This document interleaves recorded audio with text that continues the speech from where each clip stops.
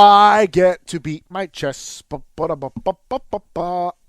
was right. Da, da, da, da, da, da, da. My gloating is not as good as your gloating was. Your gloating was loud. I'm pretty loud. Yeah, well, Dave had successfully predicted the winner of the Women's United States Championship tournament as being Chelsea Green, although, let's be honest, that was a pretty obvious pick. But, whatever, to each his own. He got the pick. He deserves his flowers.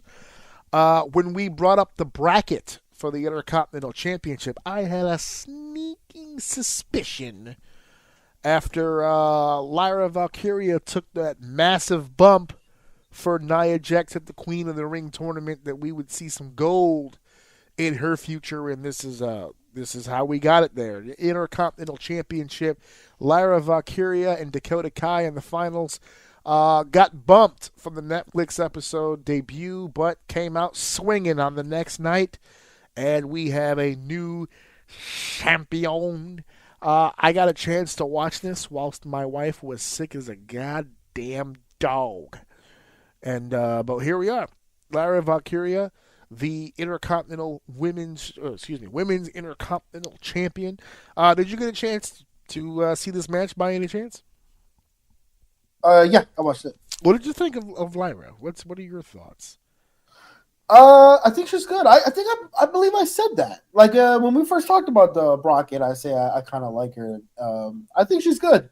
I think she's good, and they're doing exactly like I said that I really hope they would start doing, and start giving these mid cards their mid card shine, like putting them where they need to be to get the experience. I know it sounds very negative. I don't mean it in a negative way, but like it put them in the position, I guess is a better way to say it, to like be able to show out and do something that makes sense and can be competitive. And I think that's exactly what they did with these two belts. So far, so good. Yeah. What did you think of the entrance? Because I got a kick out of she's doing the thing with the wings, and you could hear the audience going, "Caw!" I was like, what the fuck are they doing? She gave me Beth Phoenix energy too. Ooh, yeah. She's a little bit more petite than Beth Phoenix. No. I don't mean visually. I just mean like the mannerisms and stuff. Like she would, I think she did that. I'm pretty sure it was her. Did the little thing with her, like hands like above her head. I don't know. It just gave me like yeah. I know what you mean. Yeah. Okay, yeah. I get that. Yeah. Well, that's a very queen-like, regal-like body movement, I guess, with the whole deal. And, I personally, I like it. I also like the fact, maybe this was done on purpose, I'm not entirely sure, but I love the fact that the U.S. champion is a heel and the Intercontinental champion was a face. I dig that. Okay. It gives us different types of storylines that we can do now for the title. I'm very curious to see how that's going to work with the mid card titles now, which I'm starting to get the sense already that you can kind of get the vibe that that's those two titles now officially being around the waist of someone kind of makes the roster, the women's roster. I'm starting to see the split where it's like, I mean, who are the legitimate opponents for Lyra, but then who are the legitimate opponents for Rhea? So, like, there's levels to this now. So it's like, all right. So, like, Zelina, maybe Candice. Okay, you guys got Lyra, but then we've got Nia for Rhea. We've got Liv Morgan for Rhea. We're starting to see different classes of talent here, which is good, I think, personally.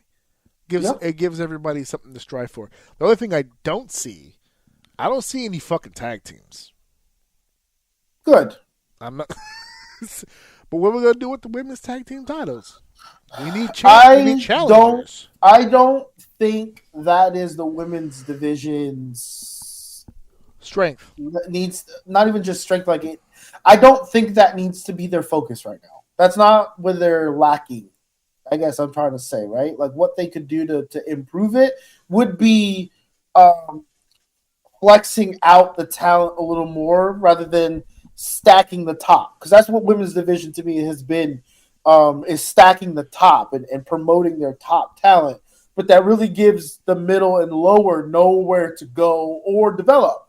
Because if you put one of the two new champions against a Bailey or whatever, we're just assuming you're feeding them to them. So it's just that I think that's where the division is, and with this implementation here, you get somewhere for that lower card to work on, and that'll start to flush out and level out the women's division where they're able to build their talent rather than now we're stuck with this talent because how are we just going to take one of these champions that now and put them up there if we want to push them? So I think that's where their focus should be. Tag team, that's the men's division problem right now. They have a good flex of talent across the board. Where you start to grow, we're starting to grow with these people, no matter what I guess you want to call level or status they are. We have them across the board. We believe in them all across the board. We're enjoying them across the board for the most part. So they can focus on the tag team. Women, don't worry about that shit right now. Let's get our talent flushed out a little bit better. Let's get them flushed out just a little bit more. So, congratulations to Lyra Valkyria becoming the first ever women's Intercontinental champion. We will see where that goes.